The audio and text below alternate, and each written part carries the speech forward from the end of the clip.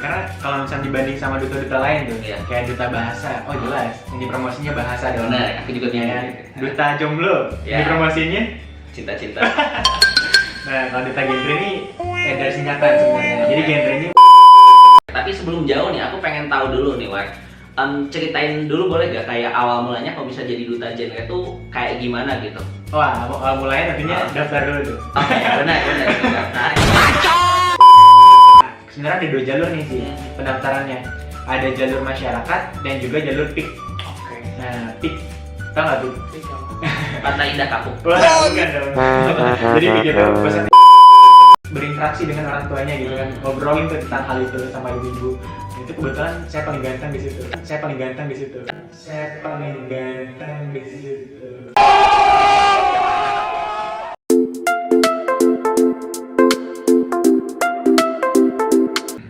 Oke, halo guys, balik lagi bersama aku Fauzi di channel Jejak Zamzami. Thank you banget buat teman-teman semuanya yang udah selalu nonton video-video aku. Dan buat kalian semuanya yang belum nonton dan belum like, komen, dan juga subscribe, silahkan subscribe dulu biar aku makin semangat buat bikin video untuk teman-teman semuanya. Oke guys, kali ini aku kedatangan tamu yang sangat hebat banget. Kita di sini bakal ngomongin tentang perdutaan. Nah, tapi bukan duta besar, bukan juga duta mahasiswa, tapi ini tuh duta genre. Bukan juga duta jomblo tentunya, tapi ini beneran duta genre guys. Dan aku langsung hadirkan orangnya di sini. Dia itu duta genre tahun 2020. Ini ada Anwar Maulana Siddiq. Welcome Anwar. Oke, halo Zamzami dan juga teman-teman semua. Salam kenal, nama aku Anwar. Oke, siap. Thank you banget Anwar buat waktunya dan udah mau bersedia hadir di sini buat sharing sama teman-teman semuanya. Anyway, apa kabar Anwar? Baik dong tentunya. Gimana nih Zamzami nih kabarnya? Baik juga, selalu baik. Apalagi mau ngobrol sama kamu nih sekarang. Bakalan seru banget nih guys. Tapi ngomongin duta genre ya, boleh jelasin dulu guys sedikit duta genre itu apa? Nah, ini menarik nih, pertanyaan menarik. Karena kalau misalnya dibanding sama duta-duta lain tuh, kayak duta bahasa, oh jelas, ini promosinya bahasa dong. Benar, aku juga ya. Duta jomblo, ini promosinya cinta-cinta. Nah, kalau duta genre ini dari singkatan sebenarnya. Jadi genrenya bukan kayak genre musik atau genre film gitu kan. Sebenarnya singkatan dari generasi berencana gitu kan. Oke. Maksudnya generasi berencana tuh apa tuh? Apa sih kira-kira maksudnya generasi berencana gitu kan? Jadi generasi berencana itu sebenarnya duta genre ini di bawah naungan dari BKKBN gitu teman-teman. Badan Kependudukan Keluarga Nasional, Keluarga Berencana Nasional gitu kan. Jadi untuk mempromosikan bagaimana sih biar kita anak remaja untuk mempersiapkan masa depannya gitu kan. Oke. Nah, salah satunya di 4 substansi genre itu. Kayak misalkan yang pertama kita dibekali dengan pelajaran namanya kependudukan. Gimana sih tahu tentang bagaimana kalau misalkan bonus demografi itu mengelolanya bagaimana dan sebagainya, kayak gitu kan. Terus yang kedua itu mengenai tentang cash flow, kesehatan reproduksi gitu. Terus yang ketiga itu juga ada namanya persiapan kehidupan berencana. Karena bagaimanapun nanti kita akan menempuh dengan menikah gitu kan. Iya menikah. Terus yang keempat tentunya life skill. Kayak gitu. Itu target orangnya dari umur berapa ke berapa? Umurnya tentunya usia remaja. Usia remaja di antara rentang 15 sampai 25 gitu. 25. Berarti kayak ada program-program yang kalian bikin untuk nanti itu terjun ke masyarakat yang memang usianya segitu gitu. Betul, tentunya kayak gitu. Dan yang menariknya nih di duta genre itu kita selalu dititik beratkan. Kan kalau misalkan di beberapa pageant ya, bukan mendeskripsi beberapa pageant, cuma kalau di duta genre itu yang paling utama itu bukan masalah kalian good looking atau bagaimana, tapi pengabdian kalian selama di masyarakat itu bagaimana, sehingga terpilihlah namanya, makanya apresiasi ajang duta genre. Jadi mengapresiasi untuk teman-teman teman-teman remaja yang udah ibaratnya mengabdikan dirinya gitu kepada remaja gitu, khususnya untuk mempromosikan tentang genre tersebut. Oke. Tapi sebelum jauh nih, aku pengen tahu dulu nih War. Ceritain dulu boleh gak kayak awal mulanya kok bisa jadi duta genre itu kayak gimana gitu? Wah, awal mulanya tentunya daftar dulu tuh. Oke, benar daftar. Kalau nggak daftar, nah jadi kan nanti ada informasi. Biasanya kan kita sebenarnya duta genre itu dipilih dulu ya di beberapa tempat. Ada yang dari provinsi dulu, atau ada juga yang dari wilayah kabupaten ataupun kota gitu. Nah, kalau di daerah Yogyakarta kebetulan kemarin aku daftar di ibaratnya di daerah provinsi. Nanti teman-teman bisa cek di genre_dy di Instagramnya Forum Genre gitu, Forum Genre karena jadi apa namanya naungannya kan BKKBN, Forum Genre, baru nanti teman-teman duta dan juga teman-teman fix gitu kan. Nah dari situ nanti ada beberapa persyaratan. Nah kebetulan kalau aku kan karena sebenarnya ada 2 jalur nih sih pendaftarannya. Ada jalur masyarakat dan juga jalur PIK. Oke. Nah PIK, tau nggak PIK? Partai Indah Kapuk. Wah, bukan dong. Jadi PIK itu Pusat Informasi Konseling. Oke. Nah gitu. Jadi kalau misalkan kebetulan kan di UI itu ada nih namanya PIK. Iya. Nama itu PIKM AUSA. Jadi Pusat Informasi Konseling Mahasiswa AUSA. Nah, kayak gitu kan. AUSA UI. Nah dari situ, dari perwakilan dari AUSA, kebetulan kita ada beberapa orang. Kebetulan tuh kalau tidak ingat, kalau nggak salah gitu kan, itu ada sekitar 6 orang atau 8 orang kita yang mendaftar gitu kan mewakili AUSA. Dan habis itu langsung ada seleksi administrasi, seleksi wawancara, seleksi bakat, sampai terpilihlah jadi duta genre. Itu prosesnya dari awal ente daftar sampai dilolosin diterima sebagai juara 1 duta genre ini gitu. Berapa lama? Cukup lama ya, sekitar dari awal, sekitar dari bulan Juni sampai bulan Agustus itu kita udah udah puncaknya itu di bulan Agustus gitu. Oke. Tapi boleh aku tahu gak kayak motivasi dasar kamu tuh pengen ikut duta genre ini tuh apa? Apakah untuk misalkan wah biar nama gue naik nih misalkan, atau misalkan yang kedua gue biar bisa mengabdi ke masyarakat lebih banyak, atau tuntutan kampus misalkan, atau apa? Kalau yang terakhir tuntutan kampus enggak ya.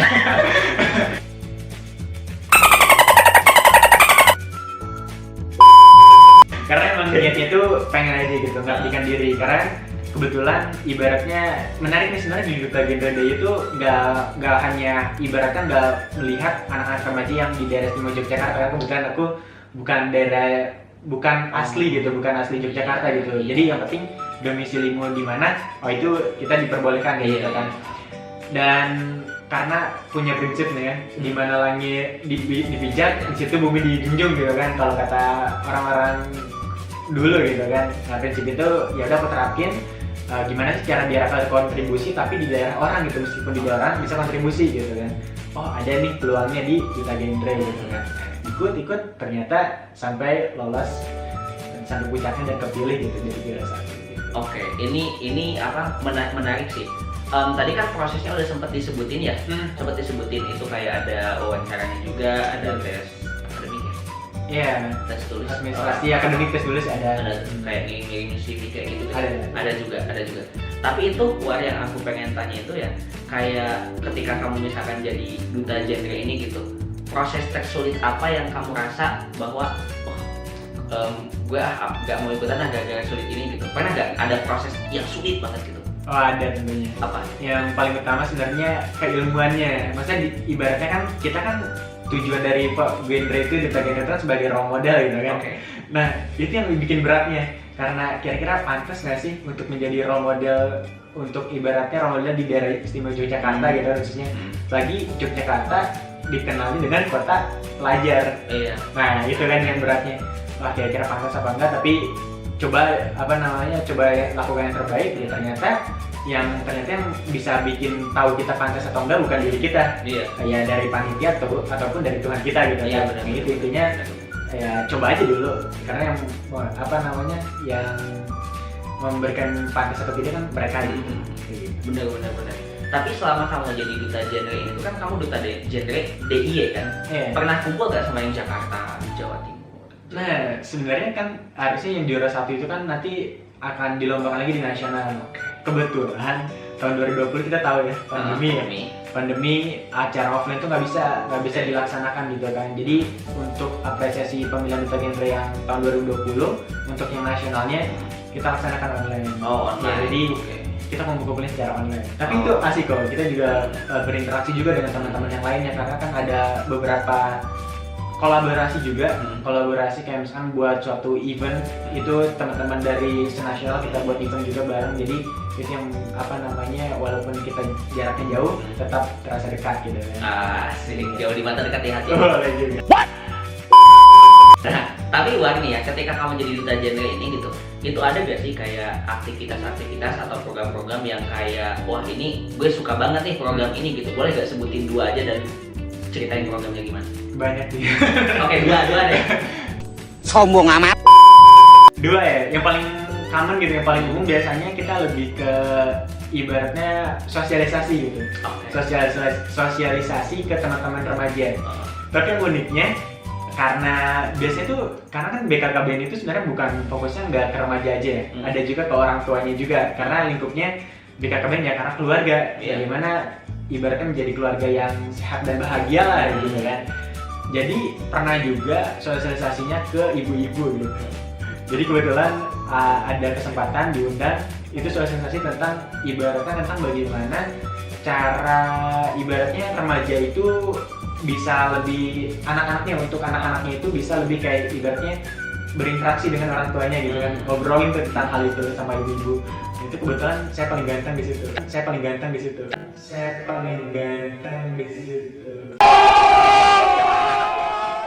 A few moments later. Karena ibu semua.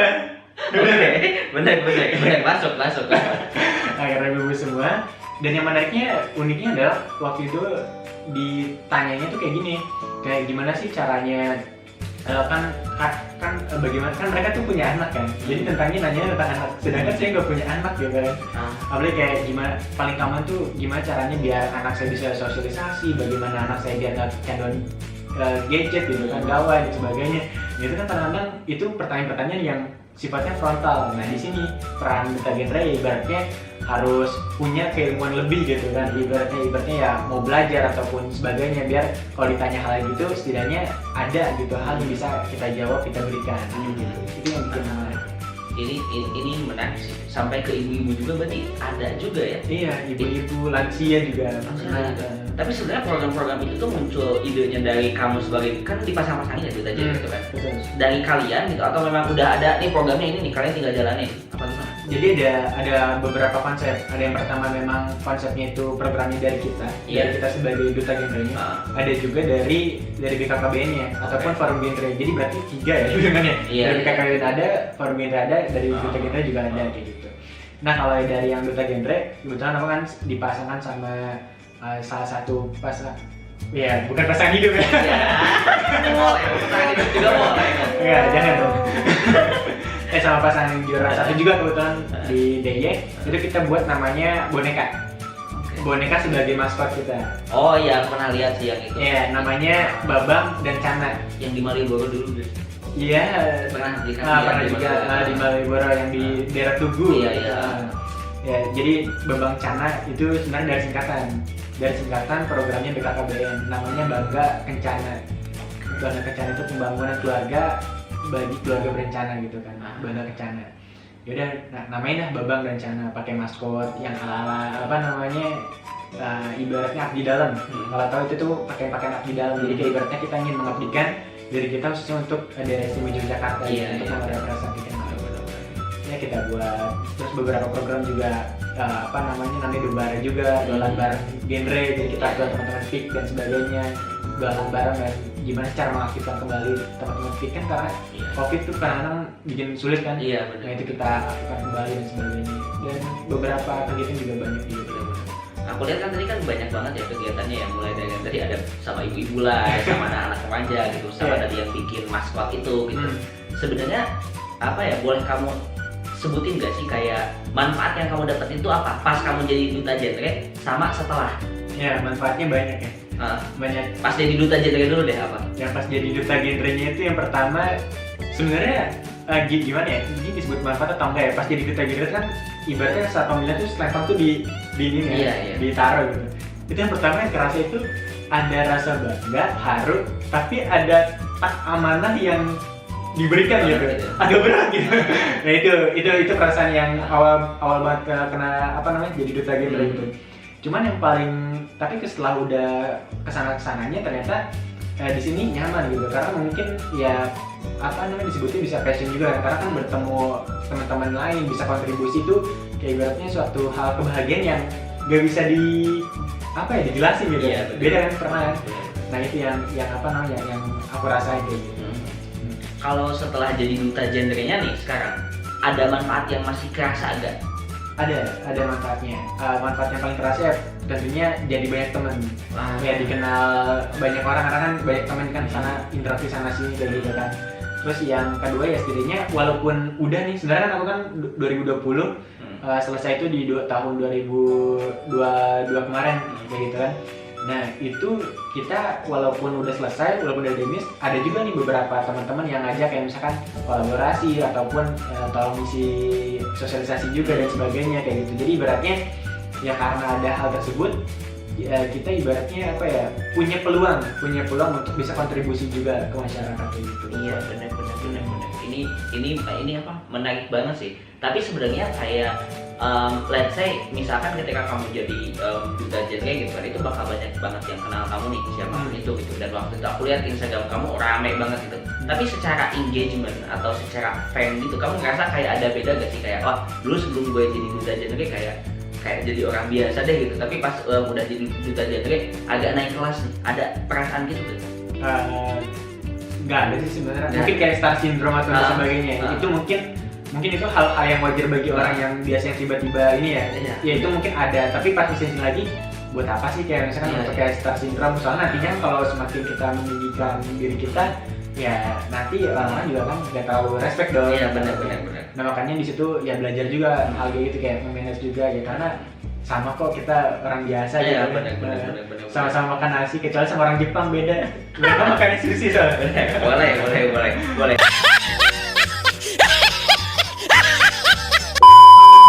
Tapi wah nih kan teman-teman semuanya yang nonton juga pasti dia pada pengen banget ya masuk ataupun daftar jadi duta genre, pengen kayak kamu lah ikut banyak kegiatan dan sebagainya. Boleh kasih tips ke mereka yang pengen jadi duta genre? Tipsnya satu, berani mencoba. Oke. Nah itu, berani mencoba karena kita nggak pernah tahu kita pantas atau tidak. Bagaimana hal kita, jadi ibaratnya percaya diri aja dulu, daftar aja dulu. Nanti kalau misalkan dan juga lakukan yang terbaik karena percuma dengan kalau misalkan daftar kita nggak lakukan yang terbaik sama aja bohong. Benar gitu. Benar. Nanti kalau untuk hasil biasanya gitu. Iya benar. Tapi profile orang itu menentukan dia bakal lolos gak? Misalkan contohnya gini, orang yang berprestasi banget nih, misalkan dia banyak prestasi juara satu ini itu, dia bakalan lolos jadi duta genre, atau misalkan orang yang kayak mau nyoba-nyoba aja ada kesempatan buat lolos? Itu gambling. Soalnya ada beberapa teman-teman yang ibaratnya yang aku lihat tuh ada yang kayak misalkan udah kesana kesini tapi ternyata belum lolos gitu. Ibaratnya udah pernah jadi duta mana ataupun prestasi juga dari sana itu belum tentu lolos karena ada beberapa hal aspek yang mereka lihat gitu dari panitianya lihat gitu. Iya. Tapi kalau boleh aku tanya nih ya ke kamu langsung nih, kenapa kamu bisa juara satu? Kamu tahu gak alasannya? Berat ya. Gambling aja, nebak gak apa-apa. Kira-kira apa gitu yang diistimewakan oleh kamu itu sehingga menarik perhatian panitia jadi milik kamu tuh apa? Kayaknya ini ya, karena mau belajar aja. Karena dulu sih ya, pas kita kan ada karantina gitu, ada karantina. Itu tuh aku paling sering dihukum. Iya, kayak misalnya ibaratnya hari pertama aja udah telat. Terus hari kedua telat lagi. Hari ketiga ada lupa bawa barang dan sebagainya. Terus hari keempat dan seterusnya itu kayak beberapa materi-materi tentang genre juga hanya aku masih belum tahu. Tapi dari situ kan aku belajar terus, coba ningkatin diri kayak pokoknya hari ini tuh harus lebih bagus tuh dari hari kemarin gitu kan intinya. Ternyata dari situ mulai, emang beberapa aku tanya juga kenapa sih aku kepilih gitu, karena nilaiku katanya dari yang lama ke yang itu naik gitu, walaupun dikit. Yang penting kayak gitu kan, walaupun naik dikit, yang penting kita konsisten untuk memperbaiki diri. Itu sih kayaknya. So jadi pesannya kalau kalian yang mau lolos tuh harus dihukum dulu guys. Harus banyak dihukum nanti lolos.